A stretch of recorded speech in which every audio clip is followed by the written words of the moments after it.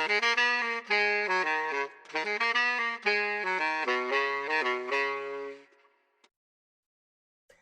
I'm Sam. And I'm Felicia. Welcome to the Bootleg Book Club. And welcome back to season 2 of our podcast. We're so excited to have you guys back for this season. And our first book of season 2 is going to be Black Girl in Paris by Shay, Youngblood. Yes. Let me show the cover really quickly.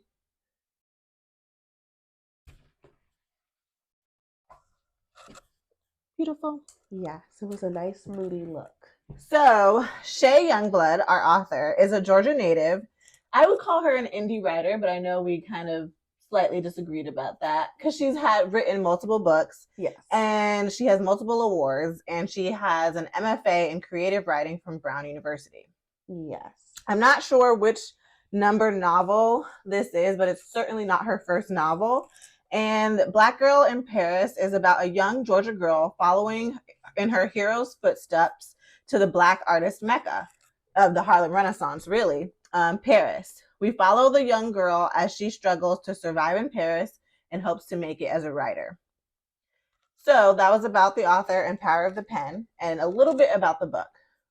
The real heart of our podcast is to do a deep dive into themes, into favorite and least favorite characters. So this next section of the podcast, I'm going to go ahead and say there's a spoiler alert.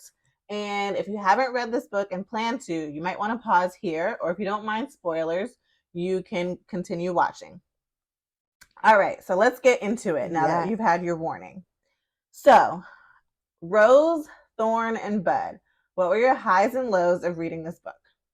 Okay, so I think one of the highs would be the wording. I think it was very jazzy. It was very moody. Like I said about the cover of the book, it was something that it was flowing with me. And I really liked that. I really liked the aspect of, also while you're mentioning, we're in Paris. We're in one of the safe spaces for Black people at the time. So, you know, this being even Black History Month and just having that refocus on such great Black writers, that was a really high for me.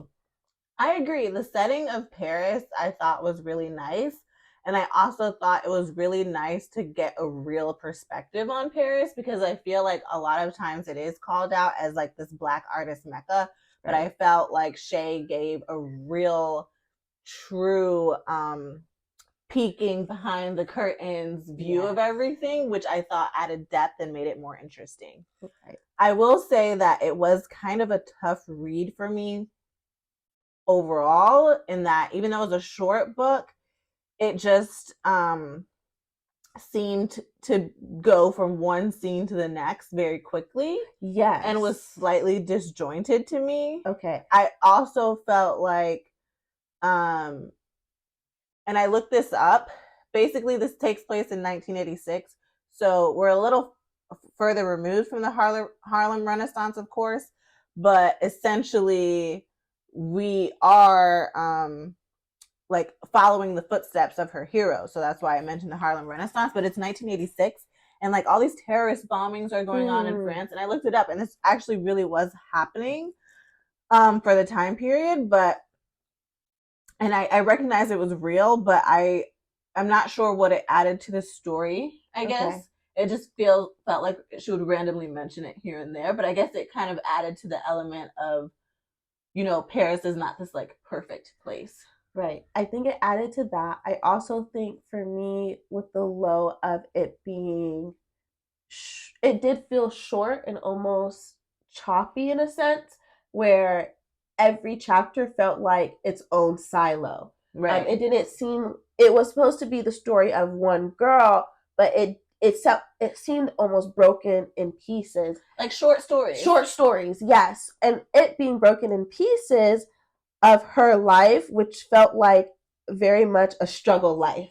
Yes, that was the other thing I wrote down, was that I found it really sad and like struggle, and it was about art, but also I feel like to create art you need space, you need clarity. You can't necessarily always be focused on survival mode. Right. So it felt that that's where I felt that I see why they're putting this real history in it of the bombings, of being realistic here. I think it adds into what is she experiencing, especially from what she was trying to escape in the US. Right. So I think that was another thing that was for me that was really interesting, and just going more in depth of her heroes and the main character. They're trying to escape the US and escape discrimination and find a place where and live in a space where they don't have to think about being Black, but then they have these things of I have to be really aware of me being an immigrant, right? I'm still dealing with something. I'm trying to escape. I'm still dealing with these real issues. Absolutely. I 100% agree. Do you have anything else to add for the highs and lows? No. Okay. So let's get into bookish, where we kind of talk about the factors of the book that kind of reminded you of real life. Yes. So for me, after reading Shay Youngblood's biography, I actually felt like this novel is probably a dramatized version of her life. She did live in Paris, and she clearly poured a lot of her life experience into the book. Let me go back to about the author. So she did live in Paris, like I mentioned. She was an au pair. She did volunteer in the Eastern Caribbean. She was a poet's helper in Paris. Like I just felt like some of the jobs, some of the places that she's been, it's clearly she like pulled in all of those influences into Black Girl in Paris. Yes. And probably, I'm sure dramatized a lot about it, but it felt like reading her biography, I was like, I could definitely see elements of that into the book. And then also, there's one particular character that she goes to visit with a black Haitian immigrant, actually. Yes. She goes to visit a Professor Mayday, and it's so funny actually saying that out loud because I've been reading it, but saying Professor Mayday, like, so like Mayday, Mayday, like when the ship is going down or whatever. And Professor Mayday is this person who brings together Black expats from all over, like different countries that have come to Paris, and has kind of done some community building and has like foods that they might remember. They talk about things that have maybe going on back home, and they get to share their art for each person. Yeah. And I have experience living abroad, and I remember like these expat groups are so important. Like you really do need encouragers, community builders, no matter where you are, to really support you, especially when you feel like those moments where you feel alone or homesick, or like you just can't keep going. Like you need these people who are gonna like you can connect with, and like to be able to help you move past those feelings, or just like nurture you despite what you may be experiencing in that moment. Right. I think for me, what really reminded me of real life and real life factors, which was connecting to that, this seemed like very much a real young adult novel, I guess. We've read young adult novels in the past, and it was very much on the teenage side. She's about, I want to say like 25 or something. Mm-hmm. So very much, that's what I feel like is a young adult. And you see that she's trying to figure out who she is, and then which group is she supposed to be in, and is this the group I'm in through my art where I get to live, or is this I'm here because of survival? And that's another thing of the people she meets, it ends up being people out of survival. And that was, I think, another struggle thing of figuring out. But then I kind of discovered like this is her coming to her own of like, who is her lover? Who is she actually connected to? Who does she want to be with? When you said coming into her own, that makes me think, I mean, this still kind of falls into the young adult category, but like this is like a coming of age story. Yes. Which is like a category within young adult. Yes. And I think that's a really good point. Would you like to go into the next part? Yes, which will be, you want to do quotes? Sure. Okay. Do you want me to start, or would you like to start? You can start. Okay. Yes. I have 3 quotes. I always have the most quotes, so that's why I was like, I can start. I have one big quote, so. Okay. So I'm trying to remember how I can look at these. Okay, great. So my first one is on page 17. Okay. And Eden, the main character, meets, I believe her name is Delphine for the first time, who is like a young black Parisian girl. Well, I shouldn't say Parisian because she's not necessarily from Paris, but French girl. And she really helps out Eden, like, because Eden is on the struggle bus like from day one, like from page one, chapter one. She comes to Paris with nothing. Nothing. Just a dream, a hope. Okay. And So Delphine really supports this girl, but Delphine herself is studying to become a lawyer eventually. And I really connected with Delphine because she admires the artist's way of life, but she's definitely on the more realistic spectrum. But she says, I admire the dedication of the artist, but nothing is certain for you. I am not so brave. She looked out the window. So I do think, like, although we're reading this like book about struggle, like, we have to recognize Eden did take a big leap and Eden was brave. And I thought that was like something to remember and just keep in mind as we read all these different things that happened to her. Right. No, that's a good point because you see in the reading that Eden doesn't seem confident in herself, but it's like, you're going through all of this. Like, no, you're brave. You courageous, are resilient, so capable. You are everything. It's like you're really exploring this option of art for yourself. Right. So, yeah. And then on page 53, I don't recall who was speaking, but it's Indigo, another person that she meets who I didn't like too much, but we can get into that later. And basically there's been a bombing, but he wants to go out and she's like, is it safe? And then he's just basically says, you can't stop living your life. Everybody is scared, but you can't let fear rule your life. And I thought that was important because even now, the things that we're going through, I think with the pandemic, with attacks from whatever country, and just even within our own country with gun violence and that sort of thing. And like, obviously, like, we still work our hardest and do our best to mitigate whatever risk we can. But I thought it also was poignant to me that these themes in this book, written like from the perspective of the 80s, is still important in today's world, where a lot of those experiences or those thoughts haven't gone away. And you have to realize, like, you still need to live your life even amongst like terrible times. Like, you still need to take moments to enjoy your life. Right. And then the last quote I had was on page 184. And I guess 184, 185, and this one is like a big one. And it says, art is just as important as food, because if your soul ain't nourished, you one empty MFer. That's one of the reasons I live here. Now the French government can take care of their national treasures. French people think somebody crazy enough to choose the life of an artist and commit to it deserve to be supported. They appreciate art and creativity. Only reason I ain't got no French passport is that it is entirely too dangerous to do so. My paper's in order and yours better be. This ain't no paradise. So I thought that was important because it really tied together for me that, you know, the central story here is that she's pursuing her art. Does she experience other things along the way? Is she going through struggle? Does she find love in some kind of way? Does she, you know, all these things are happening, but the true center theme, I think, is how important is art to you?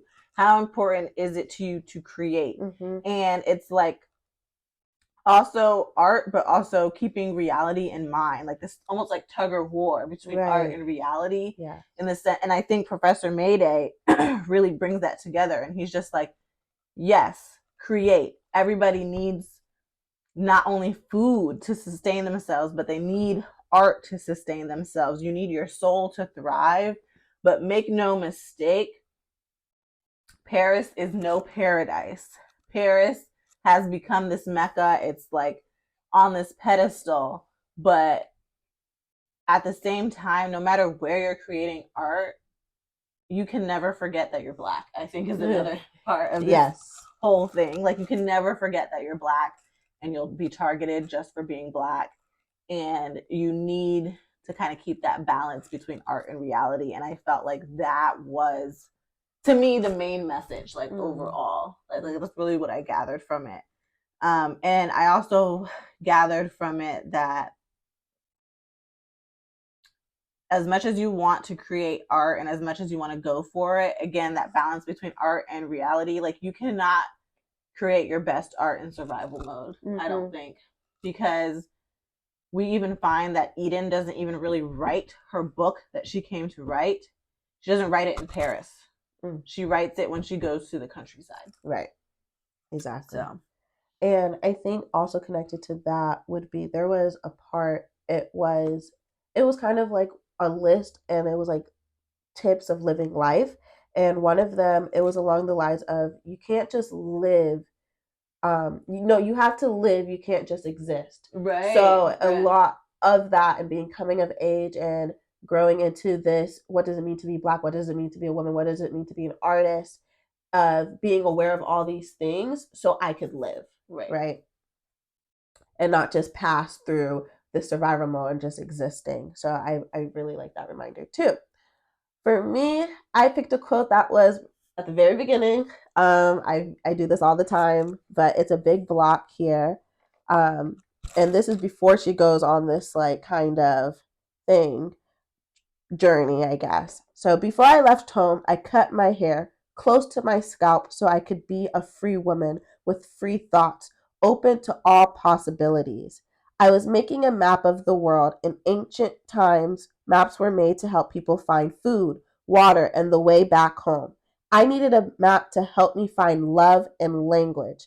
And since one didn't exist, I had to invent one, following the trails and signs left by other travelers. I didn't know what I wanted to be, but I knew I wanted to be the kind of woman who was bold, took chances, and had adventures. I wanted to travel around the world.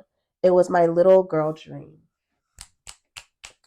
And I thought that was beautiful, right? That is beautiful. And I thought for me that was like a big part of what this book was about for me, of her pursuing her dreams, Eden going out there, Eden finding what is her map of life.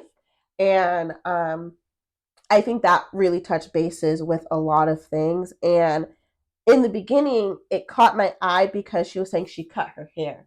And I thought that was huge too, as a young Black woman, of how that could possibly be so freeing, because there's so much history and so much weight in our hair. So again, it goes back to, she is trying to avoid and leave something in the US.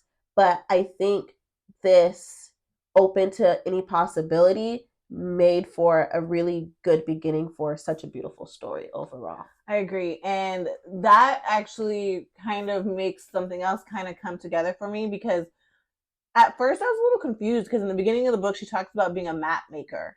And I was like, are you a map maker, a writer? What type of artist, creative are you here? But it kind of comes together now. Like, she sees writing and doing art as being a map maker. Like, you're kind of charting for people this journey, this path to love and language, I guess. Right. Okay, so I'm going to kind of put together rough draft and POV. Okay. Because I want to talk about my least favorite character, and that was definitely Indigo. He gave me dirty old man, nasty, manipulative vibes. And for me, it was really rough to read these like moments with just nasty old men, which I think is like, again, it goes back to the reality of the situation. Like, young Black girls, and really young girls anywhere, like there's always going to be older men probably trying to take advantage of you, who try to make it seem like they're helping you, but they're really not. Like, he was supposed to help her with housing, with food, and like really he was a moocher himself, so he couldn't do nada. And I hated that for her. Right. And that he wasn't the only one. But yeah, that was difficult for me to read, and he was one of my least favorite characters, so I did want to bring that up. And then I felt like I always struggle with calling like a main character my least favorite, but like sometimes it was hard for me to connect with Eden because I felt like, again, I'm more like Delphine, like more like a little bit more on the realistic side. I recognized Eden's bravery, but there were some moments where I was just like, girl, go home. You need to go home now. We don't need to do this. You don't need to do this. And then of course my favorite character, which Delphine was like mostly in the like beginning. She wasn't there for Eden's entire journey, but I felt like she was almost like an angel to Eden whenever she did make herself present. She's like the first person Eden meets in Paris. She's like young, sophisticated. She helps those survive. She helped Eden survive, honestly, those first couple of days. And anytime she popped into the story, she was just there to help Eden, and I appreciated that. Right. So originally I put none for favorite, for least. I think it's also part of it just being so short and felt very separated. I think I will say who I really liked, who was more like a figure character, I guess. It would have been James Baldwin. Right. And I think that goes to having a dream, having a hope, and having something that I could reach for and always consider. And then, of course, like that inspiration was very moving, I think, for the storyline. And then, like, she's pretty much chasing her art, but through chasing her art, she's chasing James Baldwin across Paris. Exactly. Like, she's trying to find, James Baldwin, but really she's trying to find that spark, that thing that gets her to write and be able to live off her writing, I think. Right. I definitely think overall, I just was not connected to many characters. So that's why I was just like, I don't think I liked any of them. So that's why I couldn't pick a least favorite per se. And then another person I would say I was intrigued by would have been Luce towards the end. I think the only other thing I would have said, it was a bit confusing for me in the end of what this relationship was, how deep was it connecting? Are they sisters, romantic interest? Sisters, romantic interest. She was like, you remind me of my sister, and it was this, like, that was the part, but that, I will say, that part was intriguing, and I wish there was more. So I think that leads to the writing wish now. And I think for me, my writing wish goes a little bit back to the concept of the book and the way that it was cut into pieces. Not only were there chapters that felt like short stories, in the chapters there were these life lessons. For example, it was like 7 rules for living that was done in a list format. And the lists were good, but there were stories with each rule. And there was different things like that felt that I needed more to the story to feel complete, to feel that it could add even more interest to the characters for me to go deeper with them. So it felt like things were just abrupt or cut off because it was very much short snippets. Right. And honestly, like, that kind of plays into my writing wish. So piggybacking off of that, these short stories were from like lessons that she was getting from other people, like other characters throughout the book. And I know we've talked here and there about like whether or not we like novels that have different perspectives, but I actually think in this instance the book would have benefited from other people's perspective. Like, it would have benefited from Luce's perspective, for example. That's so true. Like, as far as like some of the lessons perhaps, or maybe it would have benefited a little bit deeper into going to like Professor Mayday's perspective, or whatever the case may be. And I actually think in this particular instance, it would have added a little bit more depth. It would have made it more interesting, and it would have provided context. Yes. But additional context behind all these lessons and all of that stuff. And I definitely understand that this book is called Black Girl in Paris, but like Luce is a Black girl in Paris. Delphine is a Black girl in Paris. Like, I definitely think there could have been a way to like play that up a little bit. Yes, just more insight overall. Right.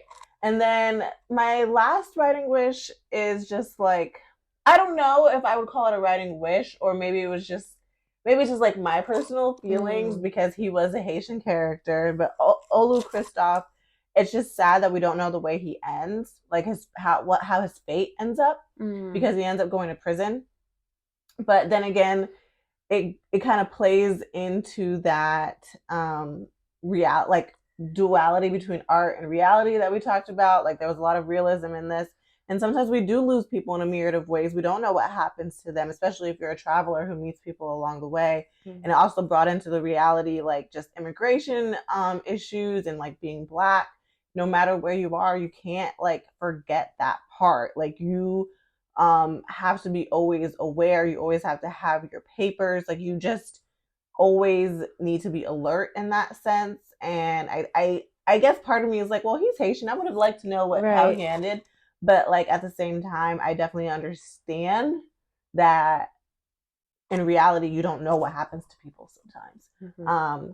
But I did at least appreciate that immigration was talked about in the context of, you know, Paris. Like it wasn't all, you know, roses and perfection for everyone. You know, like there was definitely challenges, mm-hmm. even if you were Black. And even though we consider Paris to be this Black mecca for artists, like that wasn't the case for everyone. And so I thought it was interesting and important that she did add that element to it with Olu being a young Haitian guy. So, and obviously that plays into colonialism and all that stuff. Right. So yeah, so that's about it, I think, for season 2, episode 1. Thank you guys so much for joining us and watching and listening. We really appreciate it. And we're just so excited to get into season 2. And we just feel like Black Girl in Paris was a good book for February because it really plays into the themes of, you know, with it being Black History Month, Black Love Month, and it definitely touches on different types of love in this novel. Of course, it is a overall coming of age story, but that is Black love is definitely touched on in the book for sure. So as always, you'll be able to see the rating and the review on our Instagram and our blog. So make sure you tune into those as well. Thanks again for watching. See you next time. Bye. Woo! Hopefully, yes. Perfect.